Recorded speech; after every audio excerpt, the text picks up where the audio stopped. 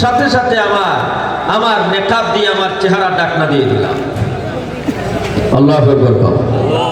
আমার বন্ধুগণ শুনুন, সহিহ বুখারী শরীফের 4750 নম্বর হাদিসের মধ্যে রয়েছে গো, এই হাদিস সহিহ বুখারী শরীফের মধ্যে একবার নয় দুইবার নয় বারবার সহিহ বুখারী শরীফের মধ্যে এসেছে।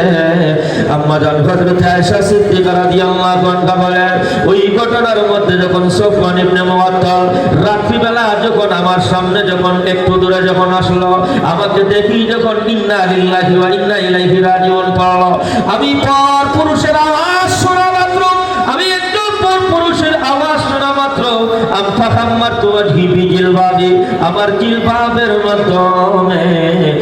জিলবাবের মাধ্যমে আমার চেহারা ডাকনা দিলাম। ও বাবাগণ, বন্ধুগণ, সকলের পায়ে ধরে বলে যায়, আজকে আমার মতো আমি একজন মুফতি হয়ে যদি ফতোয়া দেয় নারীদের চেহারায় পর্দা লাগবে না, নারীদের চেহারা করা ইসলামের দলিল নয়, ইসলামের ইতিহাস, ইসলামের হাদিস, কোরআন কি বলেছে দেখুন। সহিহ বুখারী শরীফের 4750 নম্বর হাদিসে আছে, আম্মা জান হযরত আয়েশা বলেন, আমি পরপুরুষের সামনে আমি পর্দা করেছি। পর্দা আছে না নাই? চেহারার পর্দা আছে না নাই? পর্দা কোন জায়গায়?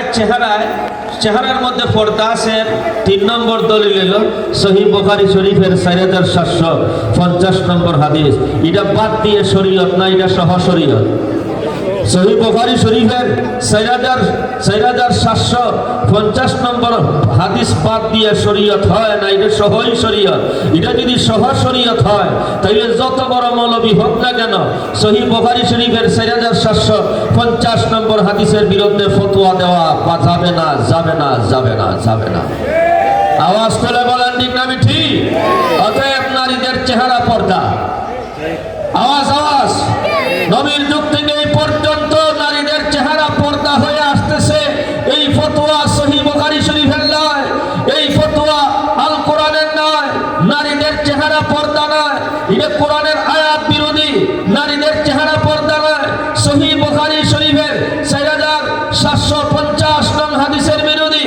নারীদের চেহারা পর্দা নয়, সহিহ বুখারী শরীফের 570 নম্বর হাদিসের বিরোধী। আমার বন্ধুগণ, যে মৌলবীর ফতোয়া নবীর হাদিসের সহিহ হাদিসের বিরুদ্ধে যাবে, আল্লাহর কোরআনের আয়াতের বিরুদ্ধে যাবে, এই ফতোয়া মানা যাবে না, যাবে না, যাবে না।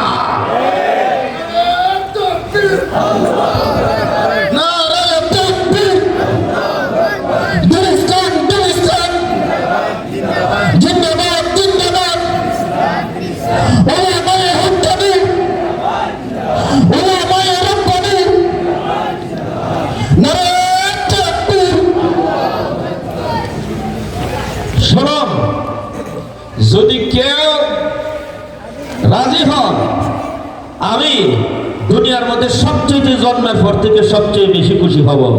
যদি কেউ দাঁড়ায়, নারীদের চেহারা পর্দা নয়, আমি বলবো পর্দা, যদি কেউ বহস করতে দাঁড়ায়, আমার জীবনের সবচেয়ে বড় খুশি হব।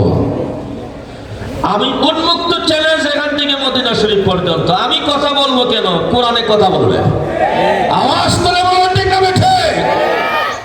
আমি কথা বলবো কেন? সহিহ বুখারী শরীফের 570 নম্বর হাদিস। আমি শুধু বলবো তরজমাটা করে দাও। কথা বলেন? তরজমা যদি পারো না, আসো মাদ্রাসায় পড়াইয়া দেই, ছাত্র হয়ে যাও, আর নাহলে তরজমা কইয়ে দাও। তরজমাই বলে দিবে, বঙ্গানুবাদ বাংলার তরজমাই বলে দিবে তোমার ফতোয়াটা হাদিসের পক্ষে না। কথা বলুন।